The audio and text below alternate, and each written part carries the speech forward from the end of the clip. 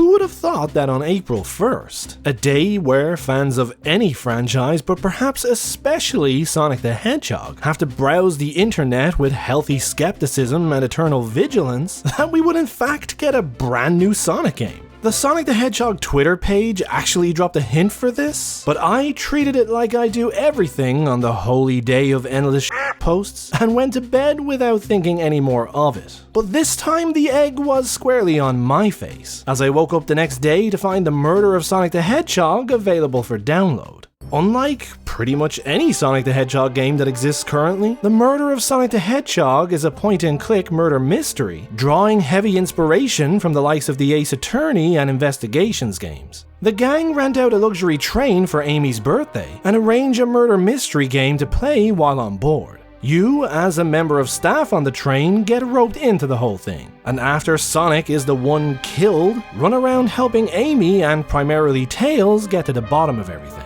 But obviously, not everything is as it seems. Sonic really was hurt, and the train is actually a sleeper badnik built by Eggman that wants to bring you all to his base in exchange for a reward. Now, I could easily dive into a review here covering the story and the gameplay, but at this stage, who hasn't done that already? You guys have probably watched a ton of reviews by now, played it yourself, and formed your own opinions on all that stuff. So I'm just gonna stick to what I do best and focus on the characters. And since there's a lot to digest in this game when it comes to these guys, let's just jump straight in.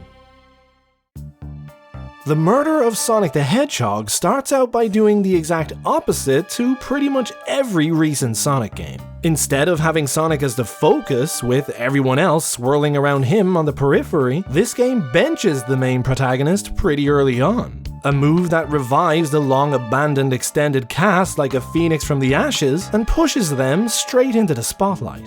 We did see great strides with this in Sonic Frontiers, but again, with Sonic being the only one playable, and the events of the game focusing on him, it still meant the supporting cast were restricted in their involvement by design. But here, we actually remove that Sonic filter we always seem to have between the audience and the extended cast, and get to experience them through the eyes of a nobody.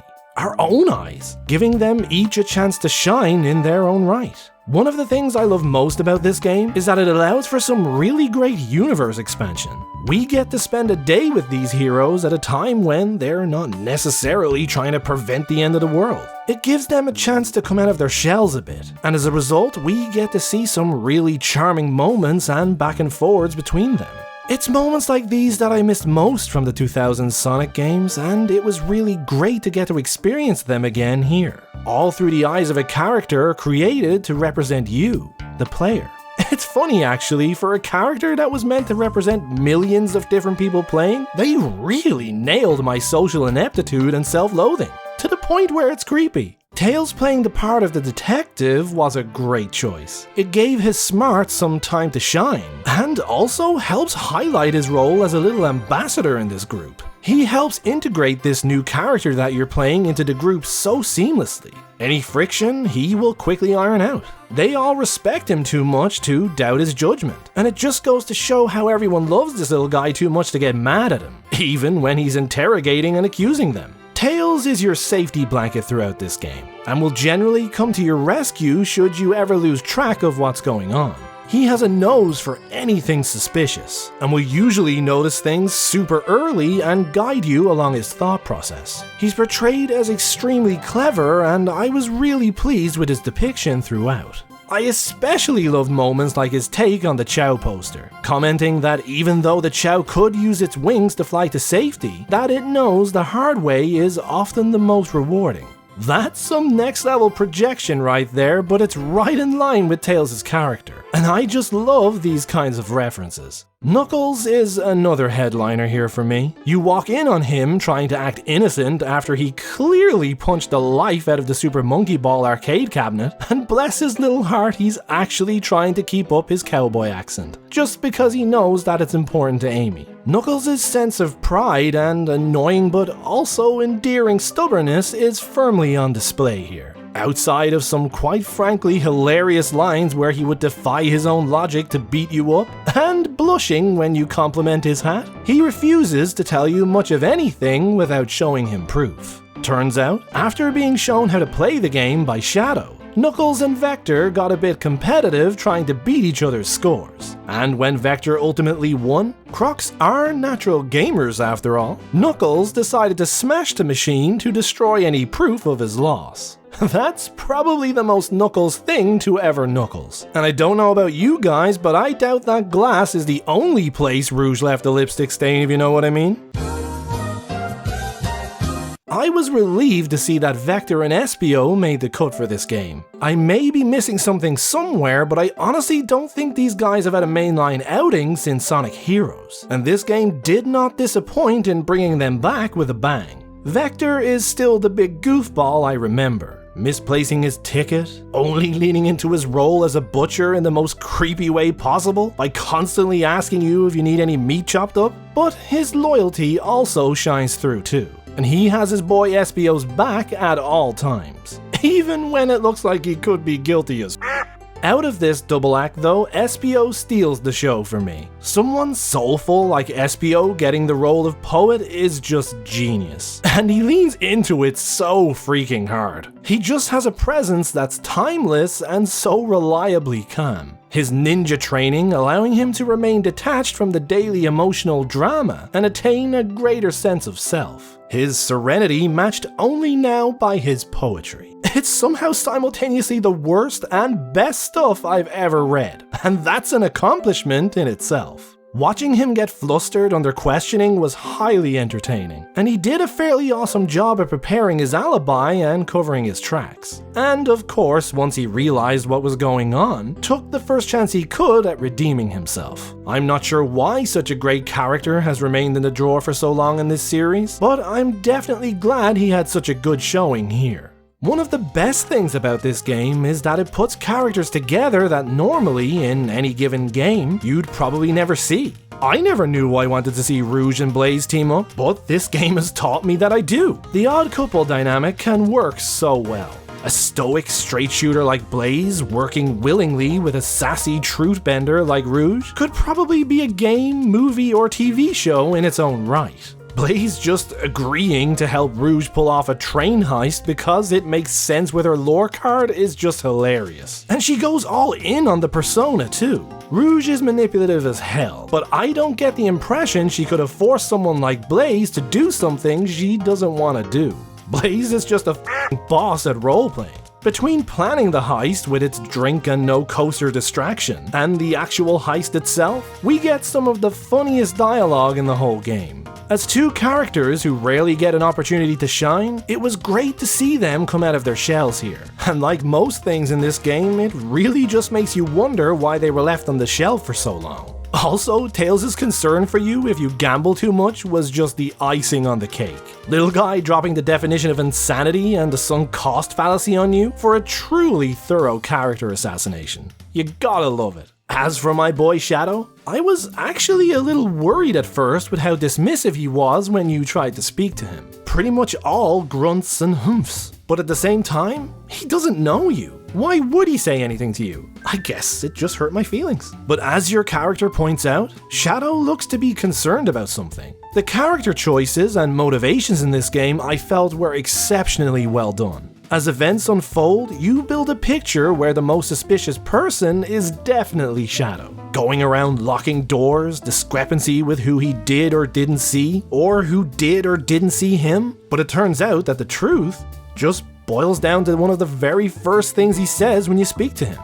Do you guys sell gift bags here? This lovable softie was simply locking doors to try and avoid Amy before he got her a birthday present, fearing for his social status if he didn't. That's definitely the Shadow I remember. He cares, he just doesn't want anybody to know it. Personally, I can't get enough of that endearing side of Shadow. It was so prominent during the Adventure and early Dark era, and I've really missed that with his character for the past 15 years. Amy, I thought was great in this game too. She's so mellow and easygoing. She doesn't really get blow-or-top angry even when things happen that historically would have made her lose it. People forget to give her a birthday gift, she's just happy they came. Tails accuses her of breaking her Pico hammer, she admits it. She was led on a wild goose chase with false information. She's embarrassed, but she gets over it. She only gets genuinely angry when she discovers that Sonic was really hurt, which is perfectly understandable. Like her typical self, Amy went her own way with the investigation, and even though you and Tails did a more thorough job, she believed she was on the right track the whole time.